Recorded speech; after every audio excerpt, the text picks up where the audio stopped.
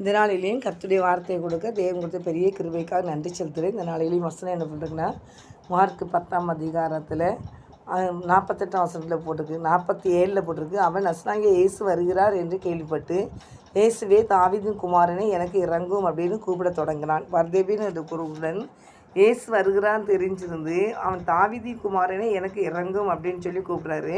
ஆனால் இந்த நாளிலேயும் அன்பு சகோதர சகோதரிகளே, நீங்கள் எந்த ஒரு காரியத்துலேயும் ஆண்டவரே எனக்கு இறங்கும், ஆண்டவரே எனக்கு மாறும், ஆண்டவரே இசப்பா எனக்கு இந்த காரியத்துலேருந்து ஜெயித்த தாரும் ஆண்டவரேன்னு சொல்லி நீங்கள் கூப்பிட்டு கேட்டுக்கிட்டே இருக்கலாம்.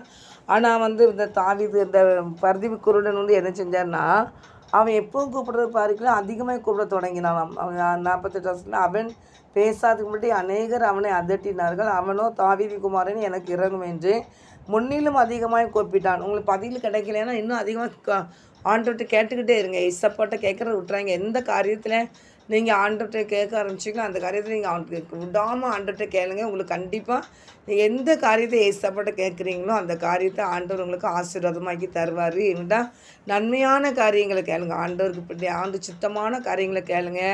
ஆண்டுக்கு பிரியமில்லாத காரியத்தை எதையும் கேட்டுறாதீங்க. ஆண்டுக்கு சித்தமான காரியத்தை ஆண்டவரே எனக்கு இப்படிப்பட்ட வியாதியிலேருந்து சுகத்தை தாங்க ஏசப்பா, இப்படி குடும்ப பிரச்சனையிலேருந்து விடுதலை தந்து சமாதானத்தை கொடுங்க ஏசப்பா, கடன் பாரத்துலேருந்து விடுதலை கொடுங்க ஏசப்பா அப்படின்னு சொல்லி நீங்கள் குடும்பத்தில் ஆண்டவரே பிள்ளைகளுக்கு வருமானம் காணல தகப்பனே, வருமானத்தை எங்களுக்கு ஆசீர்வதித்தாங்கன்னா அவர் 5 அப்பத்தை 2 மீனை ஆசீர்வதித்து 5000 புருஷங்களுக்கு பங்கிட்டாருன்னு வேதத்தில் பார்க்குறோம். அந்த சகோதர சகோதரி அவருடைய கரங்கள் குறுகி போல நீங்கள் எந்த காரியத்தை குறித்து அவர்கிட்ட கேட்டாலும் ஏசப்பா அந்த காரியத்தில் ஜெயித்து தருவார் பாருங்கள்.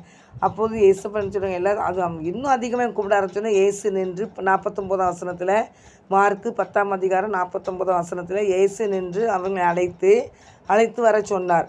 அவர்கள் அங்கே செஞ்சாங்க, அழைத்து உன்னை அழைக்கிறார், திடன்கொள் எழுந்திரு, உன்னை அழைக்கிறார் என்றார்கள். உடனே அவன் தன் மேல் வஸ்திரங்களை எறிந்துவிட்டு எழுந்து இயேசுவிடத்தில் வந்தான். இயேசு அவனை நோக்கி நான் உனக்கு என்ன செய்ய வேண்டும் என்றான். அதற்கு அந்த குருடன் ஆண்டவரே நான் பார்வையடைய வேண்டும் அப்படின்னு கேட்குறான். இயேசு அவனை நோக்கி நீ போகலாம், உன் விசுவாசம் உன்னை ரட்சித்தது என்றார். உடனே அவன் பார்வையடைந்து வழியிலே இயேசுவுக்கு பின் சொன்னான். ஏசப்பாவுக்கு நோக்கி கூப்பிட்றவங்க யாருமே வெட்கப்பட்டு போக மாட்டாங்க. ஏசப்பா நோக்கி பார்த்த முகங்கள் பிரகாசம் அடையும். ஏசப்பாவுடைய பிள்ளைங்கள் கூட இருக்கிறவங்கெல்லாம் அற்புதத்தை தான் ஆண்டவர் பார்த்தாங்க. அவங்க யாருமே ஏசப்பா கூட போனவங்களுக்கு எந்த ஒரு அற்புதம் நடக்கலையே யாரும் சொல்ல முடியாது. அவர் போகிற இடத்துலலாம் வியாதிகள் சுகமாகுது. அவர் செல்லுகிற இடம்லாம் மறித்தவங்க பிழைக்காங்க. அவர் செல்லுகிற இடமெல்லாம் என்ன குஷ்டரோகம் சுகமாகுது. பல அற்புதத்தை சீசர்கள் பார்த்துருக்காங்க. அதனால் அப்படிப்பட்ட கிருபையை கர்த்தர் உங்களுக்கு அற்புதங்களை செய்வார். நீங்கள் பயப்படாதீங்க. கர்த்தர் உங்களை ஆசீர்வதிப்பார். ஆமென்.